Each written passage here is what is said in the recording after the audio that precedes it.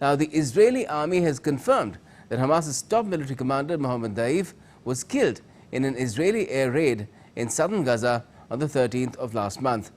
The confirmation has come a day after the group's political leader was eliminated in Tehran.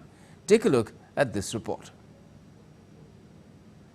The Israeli Defense Forces on Thursday confirmed that a top Hamas military leader, Mohammed Deif, was killed in Israeli strikes in Khan Yunis, southern Gaza, in July. The news came just when thousands had gathered in Iran for the funeral of the Hamas political leader, Ismail Haniyeh, who was assassinated on Wednesday. The visuals on your screen are from a video released by Israeli army. A statement released said that fighter jets struck in the area of Khan Yunis and the death of Deif was confirmed following an intelligence assessment. Hamas did not immediately respond to a request for comment on the Israeli announcement. Deif was believed to have been one of the masterminds of Hamas's October 7 attack on southern Israel, which triggered the Gaza war, now in its 300th day. Following the death of Hamas group's political leader Haniyeh, U.S. Secretary of State Anthony Blinken said that he cannot predict the impact of the Hamas leader's killing on the ceasefire agreement. It remains manifestly the case that ceasefire is in the interests of everyone. It's in the interest of Israelis. It's in the interest of Palestinians. It's in the interests of the region.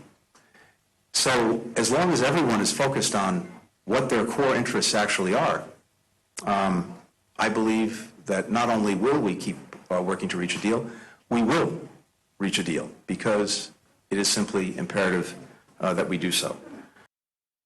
Meanwhile, India has advised Indian nationals against traveling to Lebanon in view of recent developments and potential threats in the region.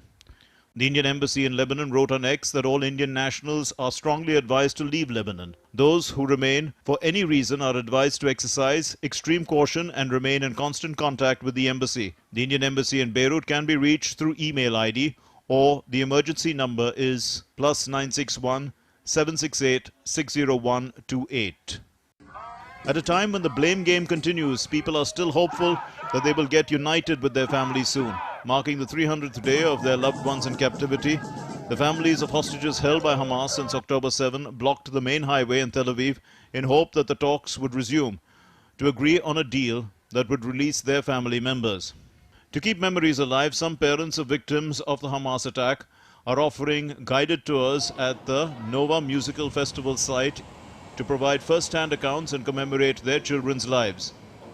The initiative aims to counter misinformation and preserve the integrity of the victims' stories. Bureau Report, DD India. Israel is on a high state of alert. Prime Minister Benjamin Netanyahu said that on Thursday amid growing expectations that Iran or its allies will retaliate for the killing of senior leaders of Hezbollah and Hamas earlier this week.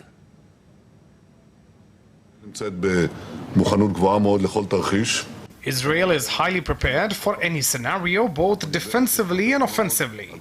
We exact a very heavy price for any act of aggression against us from any arena. After we eliminated the day before yesterday the military chief of Hezbollah, today came the final confirmation of the elimination of Hamas military chief Mohammed Deif.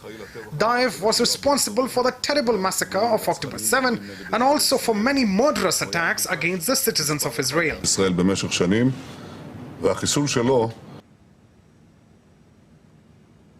Let's get you more on this developing situation. DD India Sarah Coates joins us live from Tel Aviv for the latest. Good evening to you, Sarah. Now, how strong is the tinderbox feeling in Tel Aviv and in the wider region with all that's been happening of late? Hello there, Gautam. It is a very eerie feeling here on the ground in Tel Aviv. I'm not sure if you can actually see just behind me here. These beaches are normally packed on a Thursday afternoon. This is the end of the working week in Israel.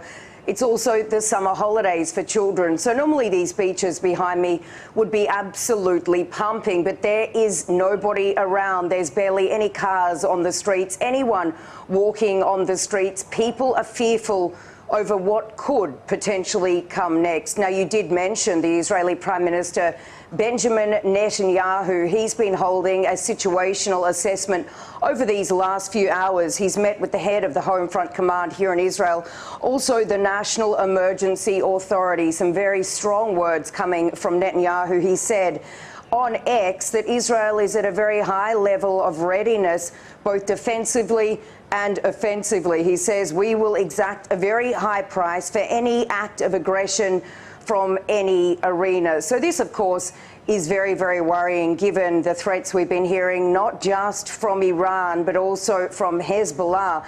And it is very important to mention that Hamas has also called for a day of rage right across the region tomorrow to coincide with the burial of the former head of its Politburo, Ismail Haniyeh, who was killed in Tehran on Wednesday.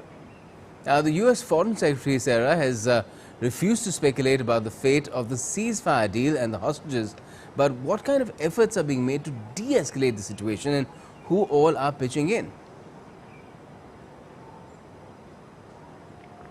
We are really seeing diplomacy at another level. Foreign ministers, prime ministers, presidents speaking with Israel. We do know that the Prime Minister Benjamin Netanyahu of Israel, he will be speaking with US President Joe Biden a little later today to really try and assess the situation, work out a plan, because we do need to remember here that the United States did come out just a couple of days ago to say that whatever happens, it will stand beside Israel. It's certainly a fairly worrying time here on the ground, given what we have been hearing from Iran and these proxies around the region. And we also need to think about citizens in this area who are not Israelis. They have been told to get out. We're speaking here about Australians, British, French, and also there is a very limited window for these people to do so. There have been flights, airlines cancelling, suspending their tickets. So certainly it is very worrying, and this is why we're hearing these urgent calls for diplomacy amid a lot of fear that there could become a wider scale war in this region, which of course could draw in the United States. All right, India has also issued an advisory to people of Indian origin, its diaspora in Lebanon, to if they're there, to stay put, and if they're planning to go there, to cancel their visit. This is not the right time at all, but let's hope that all those who are trying to ensure that things do not escalate have some success in that endeavor. On that note, thank you for joining us for the moment. Sarah Coates from Tel Aviv.